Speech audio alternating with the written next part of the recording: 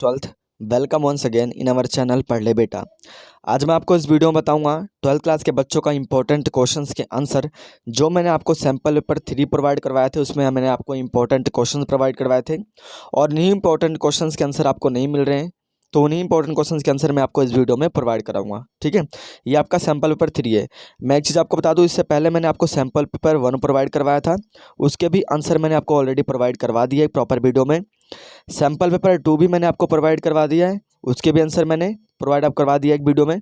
ये आपका sample paper 3 था जिसको मैंने आपके सिर्फ क्वेश्चन प्रोवाइड करवाए थे, और इस वीडियो में मैं आपको उसी सैम्पल पेपर 3 के क्वेश्चंस के आंसर प्रोवाइड करूंगा जो आपके लिए बहुत ज़्यादा इंपॉर्टेंट है। इन सभी को आप जरूर देखना क्योंकि आपके एग्जाम के दृष्टि से बहुत ज़्यादा इंपॉर्टेंट है और मैंने उसको उसमें रखे गए हैं। मैं सभी का लिंक जो है आपको डिस्क्रिप्शन में दे दूंगा, जरूर देखना सभी वीडियो को। इन तीनों सैम्पल पेपर में बहुत इंपॉर्टेंट क्वेश्चन है तो उनको जरूर आप प्रैक्टिस करना जो आपके पेपर में आ सकते हैं। तो चलिए शुरू करते हैं। शुरू करने से पहले आपसे एक रिक्वेस्ट जरूर है, यदि आप चैनल पर नए हैं तो सब्सक्राइब नहीं किया अगर तो सब्सक्राइब कर ले ताकि इस तरह के नए वीडियो इंपॉर्टेंट क्वेश्चंस का आपको मिलते रहे। तो चलिए शुरू करते हैं बिना समय बर्बाद किए। Let's be start now. मैंने आपको पहला क्वेश्चन बताया था कि केंद्रीय बैंक द्वारा साख नियंत्रण के लिए प्रयोग किए जाने वाले गुणात्मक तथा परिणात्मक उपकरणों में अंतर बताइए। गुणात्मक क्या है और परिणात्मक रिजल्ट क्या है, इनके बीच में आपको अंतर बताने हैं। तो मैं आपको यहाँ पे दिखा देता हूँ आंसर, एक बार आप इसको जो है पढ़ लीजिए आंसर को। ठीक है, देखो अंतर का आधार यहाँ पे स्वभाव और प्रकृति और बैंकों की भूमिका और प्रभाव तीनों के आधार पर यहाँ डिफ्रेंशिएट दोनों में किया गया है। ठीक है, परिणात्मक उपाय में देखिए यहाँ पे लिखा हुआ है और यहाँ गुणात्मक उपाय में। परिणात्मक उपाय क्या कह रहा है कि परिणात्मक उपाय के साख के आवश्यक और गैर आवश्यक उपयोगों में अंतर किए बिना साख की कुल मात्रा को प्रभावित करते हैं। और गुणात्मक में क्या होता है, गुणात्मक उपाय साख के आवश्यक और गैर आवश्यक उपयोगों में अंतर करके साख नियंत्रित करते हैं। ठीक है, ये आपका एक पहला अंतर है स्वभाव और प्रकृति के आधार पर अगर देखा जाए। बैंकों के आधार पर अगर देखें तो ये उपाय व्यक्तिगत और अप्रत्यक्ष होते हैं, इसलिए केंद्रीय बैंकों को निगरानी करनी पड़ती है, बिल्कुल करनी पड़ती है ना, तभी तो बैंकों का बैंक आ जाता है इसको। और ये क्या होता है परिणात्मक में कि ये उपाय व्यक्तिगत और अप्रत्यक्ष होते हैं, व्यापारिक बैंकों तथा केंद्रीय बैंक को आर्थिक जिम्मेदारी निभानी पड़ती है। ठीक, प्रभाव क्या होते हैं परिणात्मक में, ये उपाय ऋणदाताओं को प्रभावित करते हैं और ऋणियों का प्रभावित होना आवश्यक नहीं है। इसमें क्या होता है, ये उपाय ऋणदाताओं तथा ऋणियों को दोनों को प्रभावित करते हैं। ठीक है, ये आपका पहला क्वेश्चन का आंसर था जो मैंने आपको बता दिया। इंग्लिश में भी मैंने बताया, इंग्लिश वाले बच्चे यहाँ से देख सकते हैं, ये इंग्लिश का आंसर है तो वो उसका भी पढ़ करके स्क्रीनशॉट यहाँ से ले सकते हैं। चलिए देखते अगला क्या कहता है हमारा क्वेश्चन। ये देखिए दूसरा, मौद्रिक नीति से क्या अभिप्राय है, मौद्रिक नीति के कोई 3 साधन बताइए। ठीक है, मौद्रिक नीति क्या है और उसके कोई 3 साधन बताने। तो मैंने आपको ये भी कि इंपॉर्टेंट क्वेश्चन में से बताया था कि मौद्रिक नीति मौद्रिक नीति शासन किसी देश के केंद्रीय बैंक की उस नीति से है जिसका उपयोग अर्थव्यवस्था में मुद्रा तथा साख की पूर्ति के नियंत्रण के लिए किया जाता है। ठीक है, क्या अभिप्राय है, देखो कि किसी देश की केंद्रीय बैंक की उस नीति से है जिसके उपयोग अर्थव्यवस्था में मुद्रा और साख की पूर्ति के लिए किया जाता है, बैलेंस के लिए किया जाता है, कंट्रोल करने के लिए, वो आपका है मौद्रिक नीति। जो नीतियाँ बनाई जाती है कि किस तरीके से आपको खर्च करना है, किस तरीके से आपको सेव करना है, वो चीज़ें। और मौद्रिक नीति के 3 साधन मैंने आपको यहाँ पे बता दिए। पहला साधन ये रहा, ठीक है, क्या है कि सदस्य बैंकों के रिजर्व अनुपात में परिवर्तन करके, ये आप इसका आंसर पढ़ लीजिए। दूसरा इंग्लिश वाले बच्चों के लिए रहा, दूसरा पॉइंट आपका ये रहा, ठीक है, कटौती की दर में परिवर्तन करके, ये आपका दूसरा क्वेश्चन है, दूसरा पॉइंट है उसका, इसका इंग्लिश में ये रहा। तीसरा पॉइंट मैंने बताया आपको खुली बाजार प्रक्रिया द्वारा। खुली बाजार प्रक्रिया शास्त्र से क्या है कि केंद्रीय बैंक द्वारा सरकारी प्रतिभूतियों की खरीद फरोख्त से है और इन प्रक्रियाओं में नकदी आरक्षण की मात्रा प्रभावित होती है, अतः कुल लागत तथा ऋण की उपलब्धता पर भी। ठीक है, ये मैंने आपका तीसरा पॉइंट आपको बता दिया। ठीक है, मैं हर एक चीज़ों को एक्सप्लेन नहीं करूँगा क्योंकि वीडियो बहुत ज़्यादा लंबी हो जाएगी अगर हर एक चीज़ मैं एक्सप्लेन करूँगा। चलिए देखते हैं अगला क्वेश्चन क्या कहता है हमारा। तीसरा क्वेश्चन मैंने आपको बताया था कुछ डिफाइन करने के लिए कई सारी चीज़ें, जैसे मैं आपको यहाँ पे दिखा देता हूँ। ये देखिए परिभाषाएं मैंने कहा था कि इन सभी की याद कर लेना। जैसे मूल्य वृद्धि क्या होता है, मूल्य वृद्धि से आय आज से 1 वर्ष के दौरान उत्पादन प्रक्रिया के फलस्वरूप उत्पादन के मूल्य का मध्यवर्ती उपभोग पर अधिक्य से है और इस प्रकार। ठीक है, कि मूल्य वृद्धि कैसे, देखो यहाँ मूल्य का उत्पादन का मूल्य माइनस मध्यवर्ती उपभोग। ठीक है, ये आपको यहाँ पे मैंने आपके इसकी डेफिनेशन बता दी है, तो इसको जरूर यहाँ से लेकर के पूरा का पूरा पढ़ लेना। इंग्लिश वाले बच्चे भी यहाँ से पढ़ सकते हैं। ठीक है। दूसरा मैंने आपको बताया था कि सकल घरेलू उत्पाद क्या होता है, ग्रॉस डोमेस्टिक प्रोडक्ट। इसकी भी डेफिनेशन आपको याद कर लेनी है। सकल घरेलू उत्पाद से आज से 1 वर्ष के दौरान सभी उत्पादकों द्वारा देश की घरेलू सीमा में सृजित मूल्य वृद्धि से, यानी एक समय में जो भी देश के अंदर उत्पादित हुआ है मूल्य, वो एक तरह का सकल घरेलू उत्पाद है। फिर क्या कह रहे हैं कि सकल घरेलू उत्पाद में मूल्यह्रास शामिल होता है। इसमें देश की घरेलू सीमा में निवासियों और अनिवासियों दोनों की कारक आय शामिल होती है। ठीक है, दोनों तरह की शामिल होती है, चाहे निवासी हो या ना हो। ठीक, अगला देखिए क्या होता है यहाँ पे। तीसरा पॉइंट मैंने आपको बताया था, प्रवाह चर किसे कहते हैं, फ्लो वेरिएबल। ठीक है, प्रवाह चर वस्तु की वह मात्रा है जिससे एक समय अवधि के संदर्भ में मापा जाता है, और इस प्रकार प्रवाह बराबर अंतिम स्टॉक और माइनस में प्रारंभिक स्टॉक होना चाहिए था वो। ठीक है, यहाँ माइनस होना चाहिए था। प्रवाह का एक समयकाल होता है। इसे प्रति घंटा, प्रति माह अथवा प्रति वर्ष मापा जाता है। प्रवाह के कुछ उदाहरण यहाँ पे बता दिए मैंने, जैसे व्यय हो गया, पूंजी निर्माण हो गई, पूंजी पर ब्याज हो गया, बिक्री आदि, ये सब चीज़ें होती हैं प्रवाह चर। चौथा पॉइंट देखिए आपका क्या कह रहा है कि संपत्ति तथा उद्यमशीलता से प्राप्त आय, संपत्ति तथा उद्यमशीलता से प्राप्त आय, ये 2 बार लिखा गया, इसको ठीक कर लेना, से प्राप्त आय तथा प्रचलन अधिशेष से आश्चर्य लगाना और ब्याज तथा लाभ के योग्य से, इस प्रकार है वो। देखिए नीचे यहाँ पे बता रखा मैंने। ठीक है, कि संपत्ति उद्यमशीलता से प्राप्त आय क्या है, बराबर ब्याज प्लस लाभ प्लस लगान। ठीक है, ये तीनों चीज़ें आपको यहाँ पे पता कर लेना, एक बार इसको पढ़ लेना, एक बार आपका अच्छे से समझ में आ जाएगा। ठीक है, आगे देखिए क्या कह रहा है। पांचवा पॉइंट कह रहा है कि प्रच्छन्न बेरोजगारी क्या होती है। प्रच्छन्न बेरोजगारी से आज से उस स्थिति से है जिसमें बेरोजगारी तथा तथ्य ऊपर से दिखाई नहीं पड़ता, क्योंकि बेरोजगारी छिपी होती है। ठीक है, यानी छिपी बेरोजगारी। और प्रच्छन्न बेरोजगारी के अंतर्गत किसी कार्य को करने के लिए वांछित व्यक्तियों से अधिक काम करने के लिए लगे होते हैं। जैसे मान लीजिए अगर एक घर बन रहा है, घर में उसमें सिर्फ 4 लोगों की ज़रूरत है, लेकिन ज़बरदस्ती उसमें 5 से 6 लोग लगे हुए हैं, तो वहाँ पे वो बेकार में एक तरह का समझ लो कि पैसे ले रहे हैं ना, वो आपका यहाँ पे छिपी हुई बेरोजगारी होगी, प्रच्छन्न बेरोजगारी। उदाहरण के लिए यहाँ पे उदाहरण भी बताया, वो देखो, गौरव के व्यवसाय में 5 व्यक्ति चाहिए, लेकिन गौरव के परिवार में अन्य 3 सदस्य बेरोजगार हैं। चूंकि उनके पास कोई रोजगार नहीं है, वे सभी व्यवसाय में कुछ ना कुछ कार्य करने के दिखाई पड़ते हैं, और इस प्रकार वे 3 व्यक्ति के रूप में बेरोजगार है। ठीक, ये इसका एक उदाहरण था। अगर देखिए छठा पॉइंट कह रहा है कि मौसमी बेरोजगारी क्या होता है। मौसमी बेरोजगारी साथ से उस स्थिति से है जहां श्रमिकों को पूरे वर्ष के लिए कार्य नहीं मिलता, बल्कि कुछ अवधि के लिए कार्य मिलता है। उदाहरण के लिए भारत में खेती एक मौसमी व्यवसाय है, क्योंकि ये कृषकों को एक वर्ष में 6 माह के लिए ही रोजगार प्रदान करती है, यानी एक तरह का कह लो कि मानसून का वेट करते हैं, है ना, क्योंकि चीज़ें उपलब्ध नहीं है, संसाधन टेक्नोलॉजी अभी भी उतना विकसित नहीं हो पाया है। ठीक है, तो ये इस कारण से इसका पॉइंट हो सकता है कि उनको 6 महीने तक जो है रोजगार मिल पाता है कृषि क्षेत्र में, और बाकी वो 6 महीने उनका एक तरह का समझ लो वेस्ट ही जाता है, या कुछ एडिशनल वर्क वो कर लेते हैं वहाँ पर। ठीक है, ये मौसमी बेरोजगारी जो मौसम के तरीके से उनको बेरोजगार कर देता है, कि भाई उनको 6 महीने के लिए काम मिल गया, उसके बाद काम खत्म उनका खेती बाड़ी का, फिर वो खाली बैठेंगे, है ना। 7वां पॉइंट देखिए आपका क्या कह रहा है, प्रत्याशित बचत। तो इसका भी डेफिनेशन आप यहाँ से जो है पढ़ लीजिए। ठीक है, हर एक चीज़ मैं एक्सप्लेन नहीं करूँगा।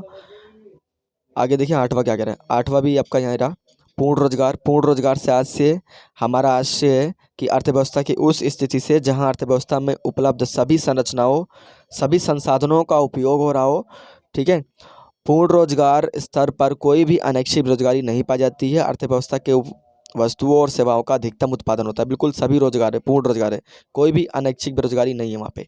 ठीक है, ये आपका 8वां पॉइंट था। 9वां पॉइंट यहाँ से पढ़ लीजिए, स्वायत्त उपभोग क्या होता है। ठीक, स्वायत्त उपभोग क्या है।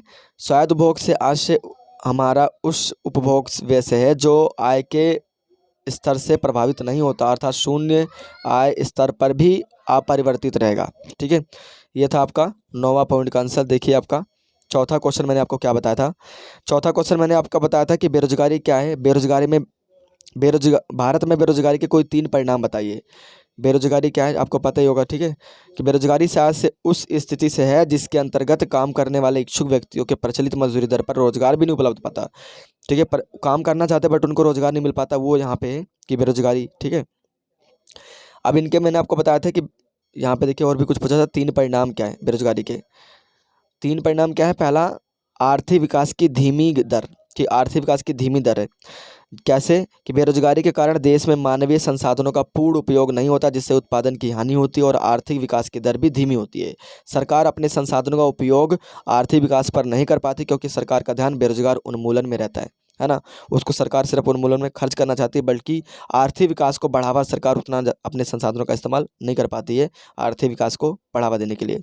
ठीक है, अगला दूसरा पॉइंट मैंने क्या बताया यहाँ पे, आर्थिक असमानता, बेरोजगारी के कारण आर्थिक असमानता में वृद्धि होती है, क्योंकि बेरोजगारी के से मुख्य रूप से गरीब और मध्य वर्ग के परिवारों पर आर्थिक बोझ अधिक होता है।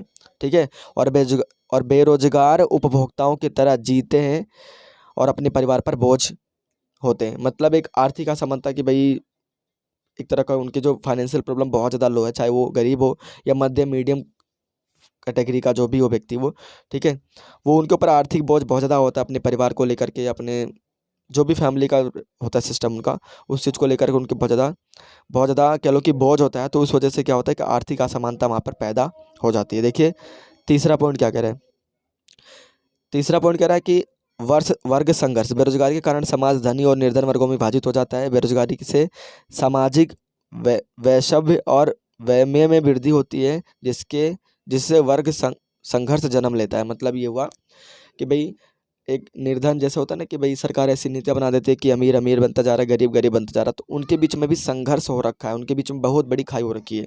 ठीक है, चाहे सामाजिक हो, चाहे आर्थिक हो, चाहे राजनीतिक हो। ठीक है, ये वर्ग संघर्ष हो रखा है बेरोजगारी के प्रति, ये परिणाम हुआ है कि एक बेरोजगारी हुआ तो वर्ग संघर्ष हो गया, भाई अमीर और अमीर बनता चला गया, गरीब और गरीब बनता चला गया। ठीक है, तो ये था आपका आंसर। देखिए अगला क्या कहता है आपका पॉइंट, इंग्लिश वाले मैंने यहाँ पे बता दिया, इंग्लिश वाले यहाँ से पढ़ सकते। ठीक है, देखिए अगला क्या कहता है। पांचवा क्वेश्चन आपका क्या कहता है, देखिए यहाँ पे पांचवा क्वेश्चन कह रहा है कि विनिवेश को परिभाषित कीजिए और भारत में विनिवेश नीतियों को क्यों लागू की गई। ये मैंने आपको जो पहले ही सैंपल पर प्रोवाइड करवाए थे इंपॉर्टेंट क्वेश्चंस के, उसमें भी मैंने आपको इंपॉर्टेंट क्वेश्चन बताया हुआ था। विनिवेश को परिभाषित कीजिए और भारत में विनिवेश को क्यों लागू किया जाता है। तो यहाँ पर देख लीजिए, कह रहा है विनिवेश आज से उस आशय से है, उस प्रक्रिया से है जिसके अंतर्गत सरकार सार्वजनिक क्षेत्र के उद्यमों के अंशों का एक भाग निजी निवेशकर्ताओं को बेच देती है। ठीक है, विनिवेश करती है, मतलब दोबारा से कह लो कि उसको दोबारा की मतलब उसको दोबारा बेच देती है। किसको, सार्वजनिक क्षेत्र के सरकार सार्वजनिक क्षेत्र के उद्यमों के अंशों को एक निजी यानी प्राइवेट कर्ताओं को जो है वो प्राइवेटाइज कर देती है, एक तरह का बेच देती है। वो आपका यहाँ पे विनिवेश बता रहा है। ठीक है, वैसे इसकी और थोड़ी सी बड़ी एक्सप्लेनेशन है, तो आप उसको भी ज़रूर देख लेना। ठीक है, इसको क्यों लागू किया जाता है ये यहाँ पे देख लीजिए, 2 रीजन मैंने बताया हुआ है, सरकार की सहायता करने के लिए और कार्य कुशलता को बढ़ाने के लिए। ठीक है, तो ये चीज़ें मैंने आपको बता दी है, इस चीज़ों को आप जरा एक बार पढ़ करके अच्छे से देख लीजिए। ठीक है, अगला देखिए क्या कह रहा है आपका, इंग्लिश वाले बच्चे यहाँ से देख सकते हैं, ये देखिए एफिशिएंसी। ठीक है, ये रहा अगला क्वेश्चन। देखिए छठा क्या कह रहा है आपका, भारत विश्व का बाह्य प्रापण केंद्र क्यों बनता जा रहा है। यानी एक भारत जो है आउटसोर्सेस बनता जा रहा है अदर कंट्रीज़ का, क्योंकि आपको पता है कि भारत विशाल जनसंख्या वाला देश है। ठीक है, सारे विदेशों के लोग जो है अपने प्रोडक्ट को तैयार करके भारत में बेचने के लिए लाते हैं, तो उनके लिए एक तरह का बाजार का स्वरूप बनता जा रहा है भारत। ठीक है, तो ये चीज़ें यहाँ पे बतानी है आपको कि भारत जो है विश्व का बाह्य प्रापण केंद्र क्यों बनता जा रहा है। पहला, निजी मजदूरी दर पर, कि भाई इतना मजदूरी दर दे रहा है कि मान लो अमेरिका में कोई व्यक्ति काम कर रहा है तो उसको 500 रुपये एक दिन का दिहाड़ी मिल रहा है। अब वो अमेरिका वाली कंपनी क्या करती है, हम तो भारत में लेकर कंपनी जाएंगे, वहाँ 200-250 रुपये में एक मजदूर हमें मिल जाता है, तो अच्छा खासा उनको कम से कम 500 रुपये में 2 मजदूर उनको मिल जा रहा है काम करने के लिए, तो उनके लिए फ़ायदा हुआ ना कि निजी मजदूरी दर भारत में मिल रही है उनको, है ना, इस कारण से। दूसरा पॉइंट उन्होंने क्या बताया है, कुशल श्रम है, बिल्कुल अच्छे, मतलब एक तरह का उनकी जो कह लो कि स्किल है बहुत ज़्यादा डेवलपमेंट है। ठीक है, कह रहा है कि भारत में हर प्रकार का कुशल श्रम आसानी से उपलब्ध है और श्रमिक सभी विदेशी भाषाओं में पारंगत है। मतलब भारत में कह लो कि हर प्रकार के कुशल श्रमिक मिल जाते हैं, जिसकी हर एक तरह का हर फील्ड में हर एक कैटेगरी में उनको जो स्किल जो है डेवलपमेंट है। ठीक है, भारत में ऐसा मिल जाता है। फिर तीसरा पॉइंट उन्होंने बताया कि सरकार की नीतियाँ ऐसी बन रखी है कि भाई हर एक देश को अलाउ कर रखे, कम मजदूरी दर पर लाए कोई भी बच्चे, क्योंकि सरकार का क्या हो रहा है, जीडीपी तो ग्रोथ हो ही रही है ना। उसके बाद यहाँ क्या कह रहा है कि भारत सरकार ने बाह्य प्रापण को प्रोत्साहित करने के लिए अनेक उदार नीतियाँ अपनाई और भारत सरकार ने रुपए को परिवर्तन और करों में रियायतें द्वारा अनुकूल वातावरण तैयार किया। बिल्कुल तैयार किया सरकार ने कि भाई जितनी टैक्स लगाती थी कह दिया कि सरकार ने उतना टैक्स, भाई कई सारे टैक्स को तो सरकार ने कम भी कर दिए और कई सारे टैक्स को बढ़ा भी दिया, तो एक अनुकूल वातावरण बना दिया कि अदर कंट्री भी ला करके यहाँ पर बेचे।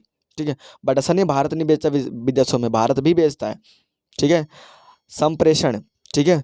भारत में सूचना प्रौद्योगिकी का जाल बिछा है, संप्रेषण तथा यातायात के उन्नत साधन उपलब्ध है, पूरे देश में रेल सड़कों का जाल बिछा हुआ है। ठीक है।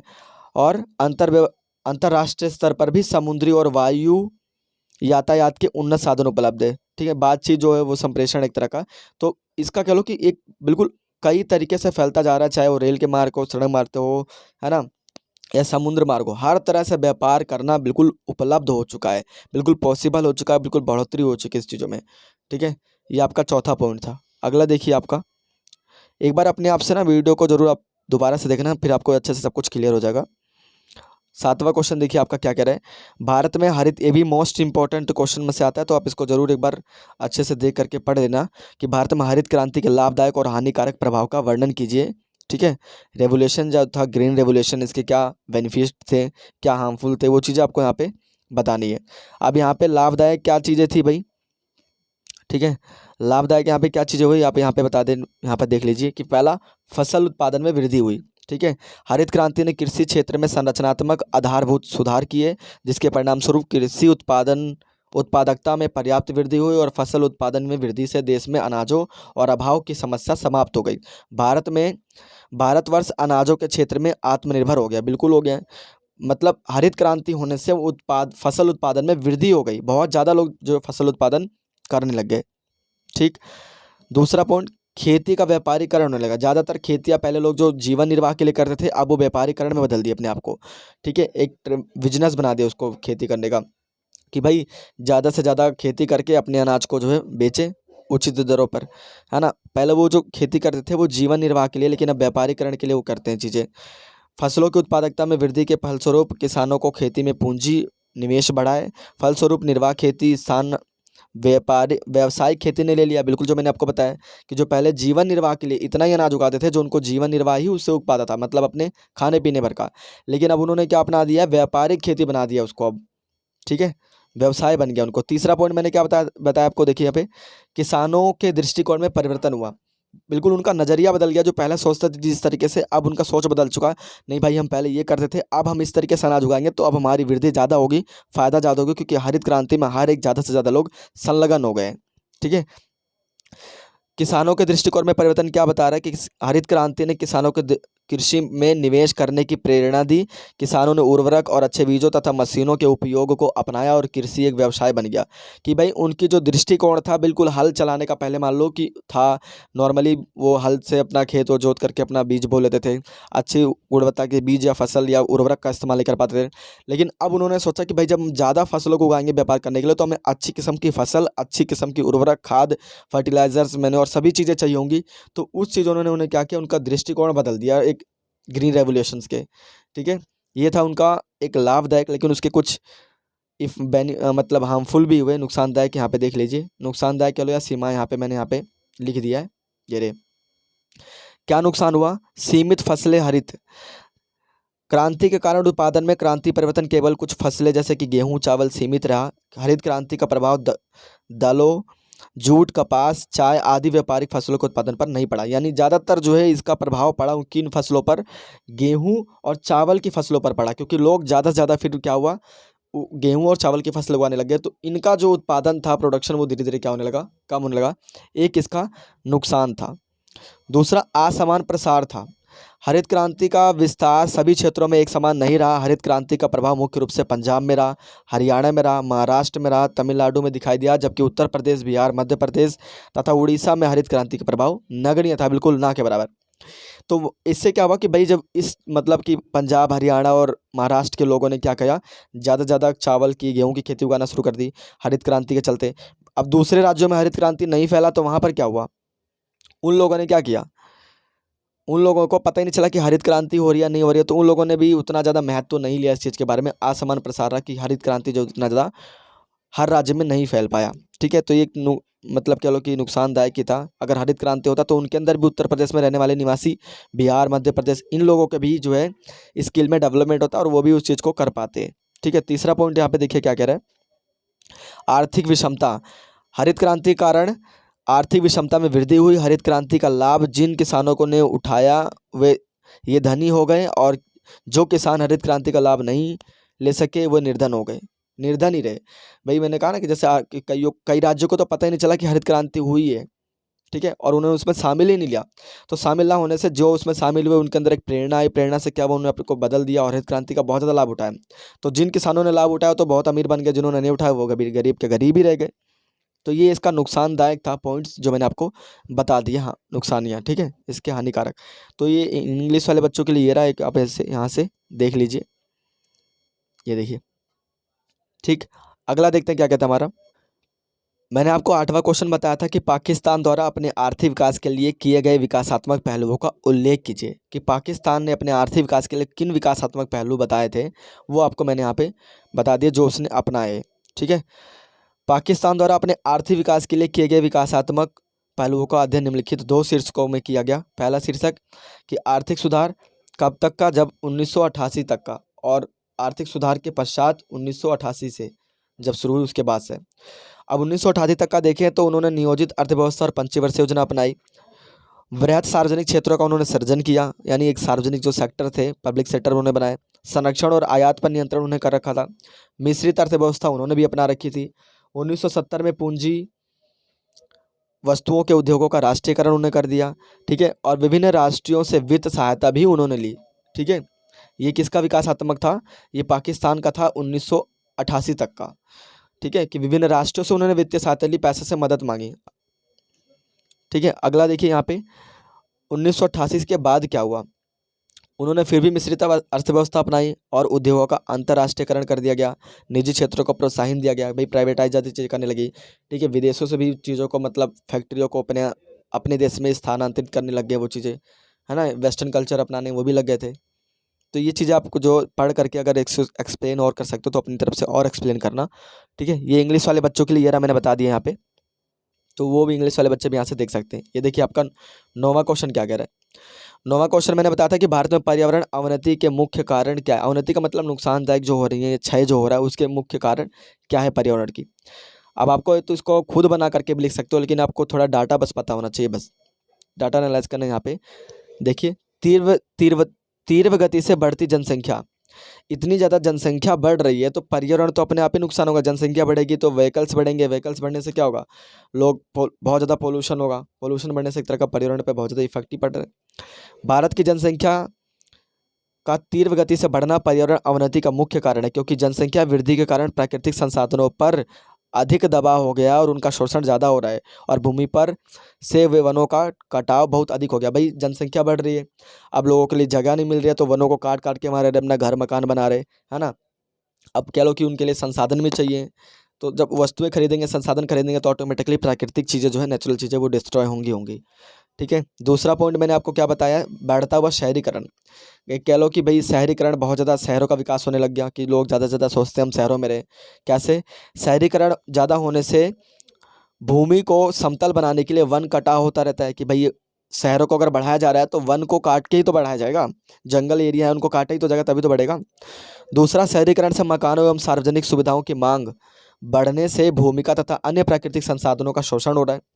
सार्वजनिक सुविधाओं की मांग बढ़ रही है, भूमि की मांग बढ़ रही है, तो जो भी प्राकृतिक सोर्सेस है, ठीक है, नेचुरल सोर्सेज जो भी, वो चीज़ें अपने आप ही डिस्ट्रॉय होते चली जा रही हैं, ठीक है। अगर इसी तरीके से होता रहे तो भावी पीढ़ियों के लिए वो डिस्ट्रॉय हो जाएगा, उनके लिए बिल्कुल बचेगा ही नहीं, कह लो। तीसरा, बढ़ती हुई गरीबी, ठीक है। बढ़ती हुई गरीबी के कारण लोग जीवन निर्वाह हेतु वनों का काटाव करते हैं और वह प्राकृतिक संसाधनों का शोषण करते हैं। भाई जिसके घर में मान लो कि अगर एक से गैस का सिलेंडर खरीदने के योग्य नहीं है तो प्राकृतिक चीज़ों का ही इस्तेमाल करके अपना वो खाना पकाएंगे, बिल्कुल। तो इनसे क्या होगा कि एक गरीबी भी कहीं ना कहीं कारण आती है जो प्राकृतिक अवनति को बढ़ाती है, ठीक है। तो मैंने आपको यहाँ पे 3 पॉइंट बता दिए। आगे देखिए, चौथा पॉइंट, रासायनिक उर्वरकों का अधिक उपयोग। कृषि क्षेत्र में बढ़ते हुए कृषि क्षेत्र के कारण उनमें प्रयोग होने वाले रासायनिक उर्वरकों, खादों, कीटनाशक दवाइयों की वजह से प्रदूषण में भी वृद्धि हो रही है। भाई अब जो होती है उतनी नेचुरल चीज़ें, प्रोडक्ट वगैरह, वेजिटेबल्स वगैरह, फ्रूट वगैरह जो इतने भी है वो नहीं मिल पाती हैं, क्योंकि उनमें अब जो है वो केमिकल रहित चीज़ें आ रही हैं। यानी उनको जितना उत्पादन कर रहे हैं फ़ायदे के लिए, ज़्यादा से ज़्यादा लाभ अर्जित करने के लिए लोग क्या कर रहे हैं, उसमें कुछ भी मिक्सअप कर दे रहे हैं, केमिकल वगैरह से चीज़ें उगाई जा रही है। तो उनको मिट्टी में मिलाने से क्या हो रहा है, प्रदूषण बढ़ रहा है, दूषित हो रहा है पर्यावरण, है ना। तो ये भी एक कारण बनता है। फिर पांचवा पॉइंट यहाँ पे क्या, यातायात संसाधनों में विविधीकरण। स्वतंत्रता प्राप्ति के बाद से यातायात संसाधनों में विविधीकरण आने के कारण वायु प्रदूषण और ध्वनि प्रदूषण में वृद्धि हुई है।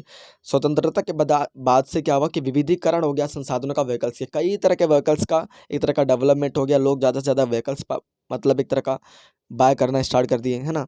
उससे क्या हुआ कि भाई ज़्यादा व्हीकल्स बाय करेंगे तो वायु प्रदूषण तो अपने आप ही होगी, है ना। अब वायु प्रदूषण तो होगी तो आप देखोगे रेड लाइट वगैरह पे ध्वनि प्रदूषण भी होता है। कितना शोर शराबा ट्रैफिक का दिन भर होता रहता है, रात मतलब 24/7 हमेशा ही होता रहता है। इतना ज़्यादा ट्रैफिक हो चुका है ना। तो ये आपका पांचवा पॉइंट था। छठा पॉइंट क्या है, औद्योगिकीकरण। स्वतंत्रता प्राप्ति के बाद औद्योगिकरण के कारण बहुत से उद्योग लगाए गए, ठीक है, जिनकी वजह से वायु ध्वनि तथा जल प्रदूषण बढ़ा। ये भी पर्यावरण को नुकसान पहुंचाते कि भाई जब भी भारत देश आज़ाद हुआ था उसके बाद से क्या हुआ, ज़्यादा से ज़्यादा उद्योग लगे। अब ज़्यादा से ज़्यादा उद्योग लगाने के लिए उनको तो रॉ मटेरियल चाहिए होगा, तो रॉ मटेरियल से पहले ही उन्होंने तो प्राकृतिक संसाधनों का दोहन किया। दूसरी चीज़, अब वो लग गए तो उनका वेस्ट मटेरियल भी निकलेगा। भाई स्थापित हो गया उद्योग तो उनके से कुछ ना कुछ तो वेस्ट मटेरियल भी निकलेगा, जिनको या तो नदियों में बहाएंगे या तो फेंकेंगे। तो केमिकल वाली चीज़ें वो तो फेंकेंगी, तो उससे क्या हो रहा है, वायु भी प्रदूषित हो रही है ना, जल भी प्रदूषित हो रहा है, ध्वनि प्रदूषित। देखेंगे तो आप दिन भर फैक्ट्रियों में कितना सारे मशीनें चलती रहती हैं, कितनी सारी उसके आसपास के इलाकों में कितना ज़्यादा ध्वनि प्रदूषण आता रहता है मशीनें चलने की, है ना। तो ये चीज़ आपका था क्वेश्चन का आंसर, जो मैंने आपको बताया था कि पर्यावरण के अवनति के क्या कारण थे। तो इनको जरूर आप पढ़ करके अच्छे से याद कर लेना, ठीक है। इंग्लिश वाले बच्चे यहाँ से पढ़ सकते हैं, मैंने उनके लिए भी यहाँ से बता रखा है, ठीक है। अगला देखिए 10वां क्वेश्चन आपका, भारतीय स्वास्थ्य क्षेत्र के समक्ष आने वाली किन्हीं 4 चुनौतियों का वर्णन कीजिए। ये भी आपका मोस्ट इंपॉर्टेंट क्वेश्चन में से आता है कि भारतीय स्वास्थ्य क्षेत्र के समक्ष कौन सी 4 चुनौतियाँ हैं, ठीक है। मैंने आपको यहाँ पे 4 बता दिए, तो यहाँ पर ये देख लीजिए 4 चुनौतियाँ कौन सा है। असमान वितरण, देश की लगभग 65% जनसंख्या ग्रामीण क्षेत्रों में रहती है, जबकि केवल 20% स्वास्थ्य सेवाएं ग्रामीण क्षेत्र में उपलब्ध हैं। 65% जनसंख्या देख रहे हो गाँव में रह रही है, लेकिन उनको स्वास्थ्य कितना मिल रहा है, 20% स्वास्थ्य सेवाएं उनको मिल रही है। 20% ग्रामीण सेवाएं उनको 20% स्वास्थ्य सेवाएं ग्रामीण क्षेत्रों में उनको स्थापित किया गया है 60% जनसंख्या के लिए। फिर क्या कह रहा है कि विशिष्ट स्वास्थ्य सेवाओं के लिए ग्रामीण लोगों को शहरी क्षेत्रों में जाना पड़ता है, और देश के ग्रामीण और शहरी क्षेत्रों के बीच स्वास्थ्य सेवाओं का बंटवारा असमान है। जितनी सुविधाएं शहरों में है उतनी सुविधाएं गांव में नहीं है, तो मजबूरन उनको क्या करना पड़ता है, कहाँ जाना पड़ता है, शहरों में। तो एक ये चुनौतियां हैं स्वास्थ्य सुविधाओं की कि भाई ज़्यादा जनसंख्या जब भारत के गांव में निवास करती है तो आपको वहाँ पे भी तो सुविधाएं उतनी देनी चाहिए। आप शहरों को उतना उन्नति कर रहे हो, गाँव की तरफ उतना देखभाल नहीं कर रहे हो, लेकिन अब तो हो रहा है विकास, ठीक है। तो दीर्घकालीन इसके भी प्रभाव पड़ेंगे आगे चल के। दूसरा, निजीकरण। निजीकरण का क्या हुआ कि स्वास्थ्य सेवाओं का निजीकरण तेजी से बढ़ रहा है। क्षेत्र की चिकित्सा सुविधाएं अत्यंत महंगी हो रही है। देश के में लगभग 70% अस्पताल निजी क्षेत्र में है, जिसके कारण स्वास्थ्य सुविधाओं की उपलब्धता के लिए लोगों का शोषण किया जा रहा है। बिल्कुल ठीक है। स्वास्थ्य सुविधाओं निजीकरण का मतलब ये कि भाई कितनी सारी हॉस्पिटल हो गया है, कितने सारे मेडिकल्स की दुकानें हो गई, बहुत ज़्यादा प्राइवेट हो रखी है। अब ये प्राइवेट होने से क्या होता है, ये लोग अपनी मनमर्जी से पैसे वसूलते हैं। सरकारी में आप जब जाते हैं तो लंबी लाइनें लगती है, लोग वहाँ नहीं जाना चाहते, लेकिन अगर प्राइवेट में वो काम जल्दी हो जाता है। पैसे कितना ज़्यादा लगता है ये चीज़ तो देखिए। तो स्वास्थ्य सुविधाओं का कहीं ना कहीं एक चीज़ बुरा असर पड़ रहा है ना। क्वेश्चन में आपने पढ़ा था, ये देखिए क्वेश्चन पे 4 चुनौतियाँ ये, ठीक है। यही चुनौतियाँ मैंने आपको बताई है कि भाई निजीकरण करने से ज़्यादातर मतलब कह लो कि वो क्या हो रहा है, चिकित्सा जो है सुविधाएं मिलनी चाहिए वो उनको बहुत महंगी हो गई है। देश में लगभग 70% अस्पताल निजी क्षेत्र में है, प्राइवेट अस्पताल है 70% से ज़्यादा भी, ठीक है। जिनके कारण स्वास्थ्य सुविधाओं का बहुत ज़्यादा शोषण हो रहा है। उनको क्या कर रहे हैं कि भाई ज़्यादा से ज़्यादा उनको इलाज तो करते हैं, लेकिन उससे ज़्यादा 2-3 गुना पैसे उनको चार्ज करते हैं, ठीक है। ये आपका था निजीकरण का क्वेश्चन। अगला देखिए तीसरा पॉइंट, संक्रामक बीमारियां। स्वास्थ्य के बारे में जागरूकता न होने के कारण एड्स, डेंगू, सॉर्स जैसी संक्रामक बीमारियां बढ़ती जा रही हैं, और इन बीमारियों के प्रति लोगों में जागरूकता का स्तर बहुत निम्न है, ठीक है। लोगों के अंदर एक तरह का जागरूकता है नहीं, लोग अवेयर है ही नहीं बीमारियों से। भाई अगर किसी को डेंगू रखा तो जानबूझकर उसका हाथ मिलाना और हैंड शेक करना, उसके आसपास जाना, घूमना, उसके साथ उठना बैठना, ये चीज़ें नॉर्मल है, ठीक है। लेकिन अगर उसको संक्रामक बीमारी हो रखी है, बड़ी बीमारी हो रखी है, जैसे एड्स हो गए, टीबी हो रखे हैं, फीलपा हो रखे हैं, अगर ये सब चीज़ें हो रखी हैं तो उसके कह लो कि उस चीज़ में उसको नहीं जाना चाहिए। अगर उसको कैंसर भी हो रखा तो उसके संपर्क में नहीं आना चाहिए, क्योंकि संक्रामक होने से फिर उस व्यक्ति अगर संक्रामक है और अगर कोई स्वस्थ व्यक्ति उसके पास जाता है तो वायु के माध्यम से या उसका जूठा बर्तन खाने से, जूठे बर्तन में खाना खाने से वो भी व्यक्ति संक्रमित हो जाएगा। ठीक है, तो ये चीज़ आपको ध्यान रखनी है, इस चीज़ के प्रति आपको जागरूक रहना है। ठीक है, ऐसा लोग कहते हैं कुछ नहीं होता, बट ऐसा होता है। चौथा पॉइंट क्या है? घटिया रखरखाव और प्रबंधन। बिल्कुल, सरकारी अस्पतालों में तो खैर अब सुविधाएं अच्छी हो, लेकिन गांव में अगर आप अस्पतालों को जाकर के आप देखेंगे तो रखरखाव वहाँ पर बहुत भी बेकार है। ठीक है, सरकारी स्वास्थ्य केंद्रों को का प्रबंधन और रखरखाव बहुत ही निम्न स्तर का है। स्वास्थ्य केंद्रों के कर्मचारी की संख्या बहुत कम है, स्वास्थ्य के जांच संबंधी उपकरण बहुत कम है और ये अक्सर खराब होते रहते हैं। विवश होकर लोगों को निजी स्वास्थ्य में केंद्र का दौड़ना पड़ता है। मतलब ये हुआ कि घटिया रखरखाव हो रखा है। बिल्कुल, अगर देखा जाए कहीं निम्न स्तर की जो स्वास्थ्य सुविधाएं उनका निम्न स्तर का बिल्कुल है ना, वहाँ कम जो कर्मचारी हैं, जो वहाँ पे एम्प्लॉयमेंट है उनकी शॉर्टेज हो रखी है। ठीक है, जांच के जो भी उपकरण होते हैं, उनका चेकअप करने की मशीनें वो वहाँ पे नहीं है, और अगर होंगे भी तो ज़्यादातर कहेंगे भाई ख़राब हो रखे हैं, जल्दी ठीक ही ठाक नहीं होते। तो सरकार को इसके प्रति ध्यान देना चाहिए ना, कि भाई उनको भी थोड़ा सा बढ़ाओ, चीज़ों को डेवलपमेंट करो, सरकार को उसको करना चाहिए। ठीक है, तो ये था आपका पॉइंट्स मैंने बता दिए। ये आपका इंग्लिश वाले बच्चों के लिए, इंग्लिश वाले बच्चे यहाँ से पढ़ सकते हैं देख करके। ठीक है, अगला देखिए क्या कह रहा है आपका क्वेश्चन। ये आपका मैंने 11वां क्वेश्चन बताया था आपको, कीन्स के सिद्धांत के अंतर्गत अधिमांग का अर्थव्यवस्था में रोजगार पर पड़ने वाले प्रभावों का उल्लेख कीजिए। ठीक है, तो आप इसको जरूर एक बार पढ़ लेना। कह रहा कीन्स के सिद्धांत के अनुसार अधिमांग से आज से उस स्थिति से है जिसमें पूर्ण रोजगार स्तर पर कुल मांग कुल पूर्ति से अधिक होती है। ठीक है, अधिमांग की स्थिति में उत्पादन के स्तर में वृद्धि नहीं हो सकती, क्योंकि उत्पादन के साधनों का पूर्ण उपयोग पहले से ही किया जा चुका है। बिल्कुल, ठीक है। फिर क्या है, इन्होंने कहा यहाँ पे अधिमांग वर्तमान संसाधनों पर मांग के दबाव को सृजित करता है, जिसके कारण उत्पादन की लागत में वृद्धि की प्रवृत्ति पाई जाती है, जिसके फलस्वरूप सामान्यतः सामान्यतः कीमत स्तर में वृद्धि होती है, जबकि अर्थव्यवस्था में उत्पादन वस्तुओं और सेवाओं की मात्रा स्थिर रहती है। कीमतें बढ़ जाती है, वस्तु सेवाएं स्थिर है। ठीक है भाई, अगर मान लीजिए कि 4 हॉस्पिटल है, 4 हॉस्पिटल से अगर आप वहाँ पे इलाज करने जाओगे तो दवाइयों का रेट, वहाँ के स्वास्थ्य सुविधाओं का रेट, धीरे धीरे चार्जेस का रेट वहाँ पे धीरे धीरे बढ़ जाता है, बट है तो वही हॉस्पिटल, हॉस्पिटल की संख्या बढ़ी कहाँ। तो उस तरीके से आपको यहाँ पे एक्सप्लेन यहाँ पे किया गया है। ठीक है, मात्रा स्थिर रहती है और रोजगार के अवसर भी स्थिर रहते हैं। ठीक है, तो ये मैंने आपको यहाँ पे बता दिया है।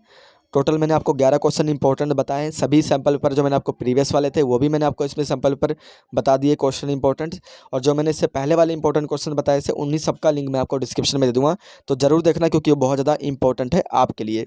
ठीक है, तो इंग्लिश वाले बच्चे यहाँ से भी पढ़ सकते हैं। बाकी अगर इस वीडियो को आपको अच्छा लगता है तो लाइक शेयर जरूर करना, और अपने उन फ्रेंड्स को भी शेयर करना जिसको रिक्वायरमेंट हो। ठीक है, इन इंपॉर्टेंट क्वेश्चंस की ख़त्म करने से पहले आपसे एक रिक्वेस्ट जरूर है, चैनल पे नए हैं तो जरूर सब्सक्राइब कर लेना, ताकि इस तरह के नए इंपॉर्टेंट क्वेश्चंस का आपको आंसर मिलता रहे, साथ ही साथ इंपॉर्टेंट क्वेश्चन भी मिलता रहे। और भी किसी को सब्जेक्ट की चाहिए होगी तो कमेंट जरूर करना, मैं आपको बता दूंगा। ठीक है, तो इस वीडियो में फिलहाल इतने, मिलते हैं नेक्स्ट वीडियो में, तब तक के लिए जय हिंद।